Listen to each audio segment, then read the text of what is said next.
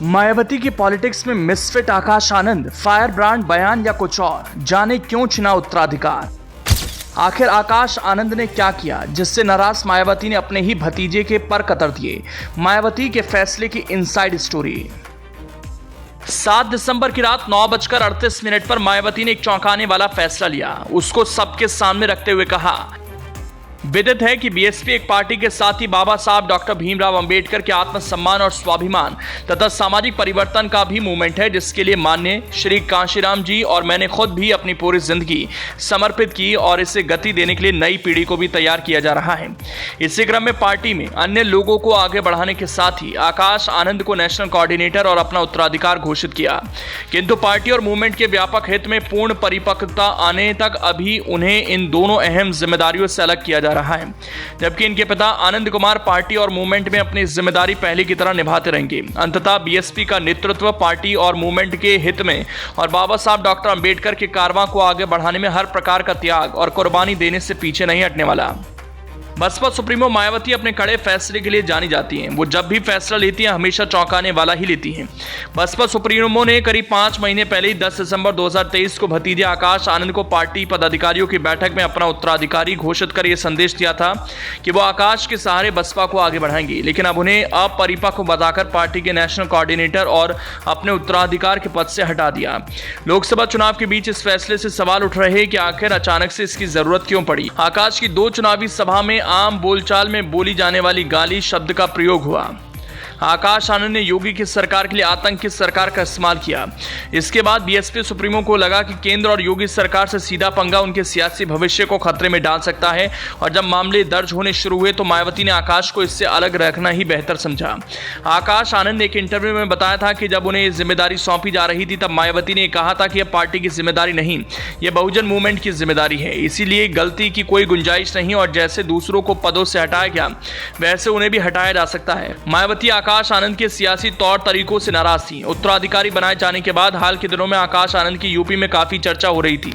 लोग उन्हें सुनने के लिए बहुत बड़ी संख्या में आ रहे थे। कई जानकारों का कहना था कि आकाश के जरिए बसपा अपने असल मूवमेंट पर वापस लौट रही है, लेकिन उनके फायर ब्रांड बयानों से ऐसी हलचल मची कि मायावती को बसपा का नुकसान नजर आने लगा।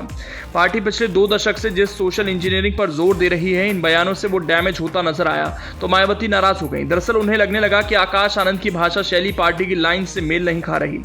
जानकारों का कहना है कि पार्टी के अंदर भी आकाश के बयानों को लेकर बहुत सहजता नहीं थी। मायावती ने आकाश से पहले भी समय समय पर लोगों को मौके दिए थे, लेकिन कोई चल नहीं पाया। पिछले दिनों मीडिया चैनलों को दिए इंटरव्यू में आकाश खुद कहते नजर आए थे कि यदि मैं भी नहीं चल सका तो मुझे भी हटाया जा सकता है। आखिरकार हुआ भी वही। यूपी की चुनावी सभाओं में आकाश ने भीड़ के सामने आपा खोया तो मायावती को उन्हें उत्तराधिकारी और नेशनल कोऑर्डिनेटर के पद से हटाने में देर नहीं लगानी पड़ी।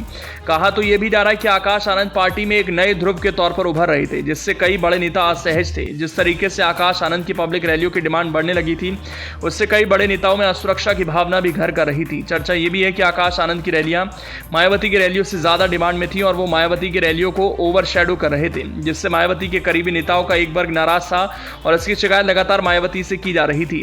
अंदर खाने एक चर्चा और बहुत अहम है, वो ये कि मायावती किसी सूरत में अपने भविष्य की विरासत को केस मुकदमों में फंसा देखना नहीं चाहती थी। जिससे बीएसपी की विरासत संभालनी हो, जिससे मूवमेंट की इस राजनीतिक शाखा को आगे बढ़ाना हो, वो अदालतों के चक्कर लगाए, ये मायावती को पसंद नहीं था। भविष्य के अपने नेतृत्व को सुरक्षित रखने के लिहाज से मायावती ने फिलहाल आकाश को दूर करने का फैसला किया। वहीं आकाश आनंद को हटाकर मायावती ने राजनीतिक संदेश देने की कोशिश की कि वो कीचड़ उछाल की राजनीति नहीं करती। बता दें कि इसी तरह उन्होंने पिछले लोकसभा चुनाव में भाई भतीजावाद का आरोप लगाने के बाद भाई आनंद कुमार को राष्ट्रीय उपाध्यक्ष के पद से हटा दिया था, लेकिन चुनाव बाद फिर से बना दिया। आकाश आनंद को भी हटाकर मायावती ने संदेश देने का काम किया है कि उनके लिए परिवार नहीं, पार्टी और मूवमेंट जरूरी है। बसपा सुप्रीमो ने भतीजे आकाश को पहली बार यूपी चुनाव में लॉन्च किया था। उनकी पहली सभा नगीना लोकसभा सीट से इसलिए लगाई गई कि वहां उनकी बिरादरी के सर्वाधिक लोग थे। साथ ही आजाद समाज पार्टी के मुखिया चंद्रशेखर आजाद वहां से चुनाव लड़ रहे हैं। आकाश ने अपनी पहली सभा में 6 अप्रैल को चंद्रशेखर का नाम लिए बिना उन्हें दलित युवाओं का दुश्मन बताया था। कुछ ऐसे शब्दों का भी इस्तेमाल किया जिसको लेकर उन पर उंगलियां उठी। यूपी में आकाश आनंद की पहले चरण में कुल 21 सभाएं लगाई गई थी, लेकिन वो 16 सभा ही कर सकी। आकाश की 28 अप्रैल को सीतापुर के साथ ही लखनऊ के मोहनलालगंज में भी सभा लगी थी, लेकिन सीतापुर की सभा के बाद उनका कार्यक्रम रद्द कर दिया गया। मायावती ने पहली बार ऐसा नहीं किया। साल 2019 के लोकसभा चुनाव में जब उन पर भाई भतीजावाद को बढ़ावा देने का आरोप लगा तो उन्होंने भाई आनंद कुमार कुमार को भी पार्टी पद से हटा दिया था। मायावती ने भतीजे आकाश आनंद को पदों से तो हटा दिया, लेकिन भविष्य की राह रोकी नहीं। मायावती ने कहा कि उन्होंने फैसला बसपा और आंदोलन के हित में लिया है और जब तक आनंद पूर्ण परिपक्वता हासिल नहीं कर लेते, यानी भविष्य में वो आकाश आनंद को दोबारा जिम्मेदारी सौंप सकती हैं। इसके साथ मायावती ने कहा कि उनके भाई और आकाश आनंद के पिता आनंद कुमार पहले की तरह अपनी जिम्मेदारियां निभाते रहेंगे। एक्स पर अपनी पोस्ट में मायावती ने आकाश आनंद को हटाने के पीछे के सटीक कारण का उल्लेख नहीं किया।